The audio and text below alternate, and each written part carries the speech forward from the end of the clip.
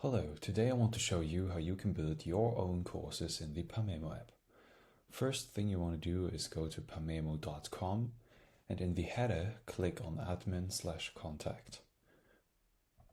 At the bottom of the page you have the option to log me in. This brings you to content management system Pamemo, cms.pamemo.com. Before you can log in, there is one crucial step that you must know. You have to send an email to one of Pamemo's super admins so that they can upgrade your account. Because if you logged in through the app, then you're just a normal user. Your user role has to be upgraded to content creator and content distributor to actually log into this content management system. Once you're upgraded, you can either use the email that you used for login in the app, or you just simply go through sign up with Google or Apple. All right. So now let's put in our user data and log in. Sign in. So as you can see, this is my dashboard as a content creator and content distributor. So there is a course here that I want to name, and I want to use it to show you how to build a course. So I just double click up here and type in tutorial. And I will also enter a description. This will be shown in the app beneath the course's title. I can also add a picture here that would serve as a course icon, but I just, leave it empty for now. Next thing you want to do is create content. So as you know, courses are structured into modules. So you first want to create a new module. This you can name like first module. And also enter a description down here.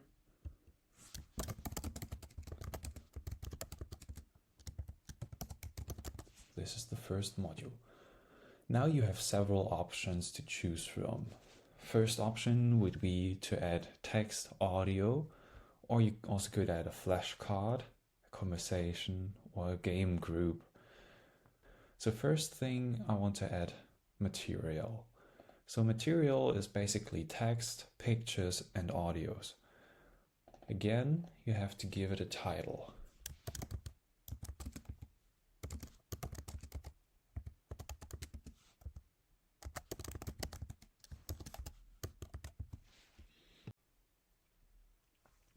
So this editor works like any other editor you know. You click in it, you type in it, and you can edit the words you write as you would expect it to be. So there are some other features like this one, for example. This allows you to add any files, for example, graphics or audio files. If you want to undo something, just click up here. I will just leave it with that and save it for now. So our next step would be to add a flashcard. Flashcards are these cards that ask a question. Students have to think about the answer and then can flip the flashcard to see the answer. So in this scenario, I will ask, what is Pamemo about? And the answer would be, it is about interactive learning. To enhance the interactivity of your course, I suggest you add a conversation. So, what are conversations? Conversations are an interaction between the student and an AI agent. So, conversation 1. I just set a title and then I want to add a question.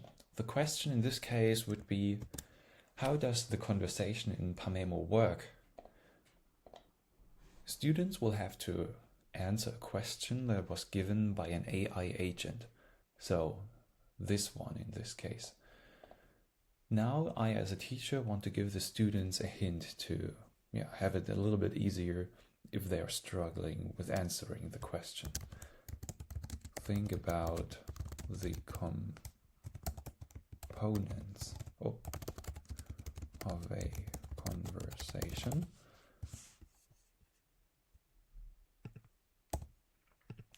And the expected answer is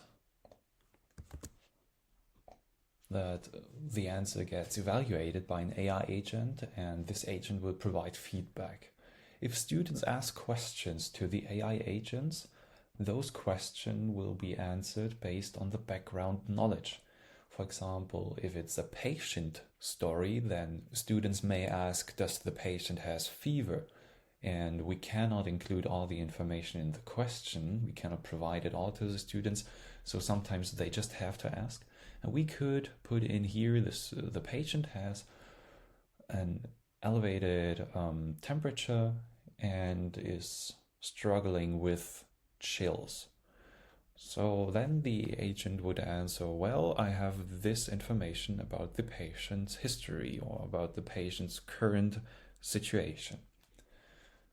So we could also add some images with a JPEG or also a GIF format so that students could basically answer questions about an image.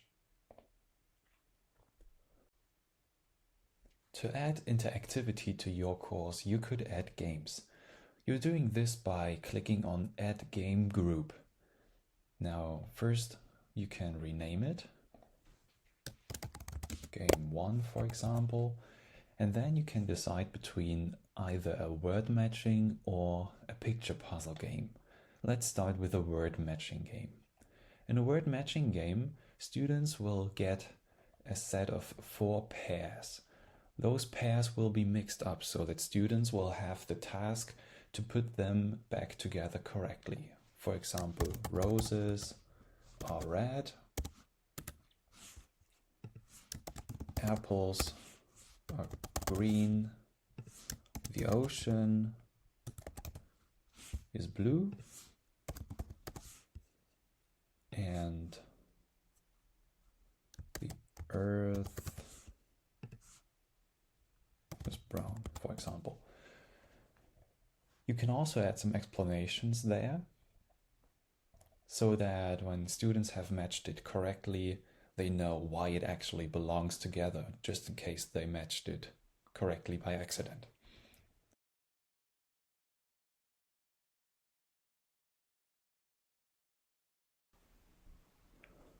So now I want to show you what the picture puzzle game looks like. I just create another game, call it picture puzzle, and now I want to add a picture puzzle. So in the picture puzzle games, there are 4 pictures and they are connected through one word. So let's just show you it right here. So I have 4 pictures of a salad. So I'm gonna open each of them and just add them to the riddle real quick, to the picture puzzle. Now that I have uploaded all of them, I will write down the solution in here. So I want students to figure out that these 4 pictures are salad. So you could easily do it with different types of pictures or just put in some characteristical symptoms of a disease in here and then ask for the disease that we're looking for. All right, I'm gonna save this and now we're ready to go. So you can see that there are a lot of steps in this module, and the next thing we want to do is we want to make it available to our students. In the last part of this series, you will learn what you will have to do so that students can actually access your course. First thing you want to do, you want to go to Manage Access. Managing access is crucial because it determines who can access your course. Courses are set to private by default, which means that only users who have a dedicated access code can access your course. I now want to show you which two options you have to create these codes. So there are codes that are personalized and can only be used once or twice. You can generate these codes by clicking Generate Codes. Make sure that you also set a date until the code shall be valid. So, for example, in a month or so. To keep things organized, you can group these codes. So, for example, test tutorial 2. And if you have like 10 students in your course, you just want to create 10 codes. So if I hit this button, Generate Codes, it will create 10 codes that are valid once and that are valid until the 18th of February. If you want to create a code that unlocks another course besides the one that we are currently in, then you can just select this drop-down menu. That's currently empty because we only have this one tutorial course in our account right now. So imagine you do not want to send out like 50 or 40 personalized codes to your students, but you want them to have access to a code as well. So what you want to do is then create a so-called bulk coupon or bulk code. You set the generate codes amount to 1, but set the usage, how often this code can be used, to your desired amount, like for example 15. And you can also name the code so that students will have it easier to use it. For example, tutorial Pamemo. Now you can hit generate and scroll down to see, okay, there it is, the tutorial Pamemo code. So let's keep that in mind when you write an email to your students, hey, the course is available, please search for tutorial Pamemo.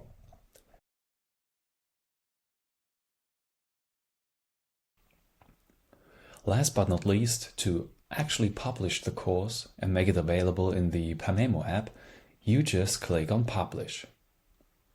If you change your mind and want to unpublish it, click this little arrow right beside the publishing date and select Unpublish. Alright, have fun using Pamemo, and if you encounter any difficulties, please let me know.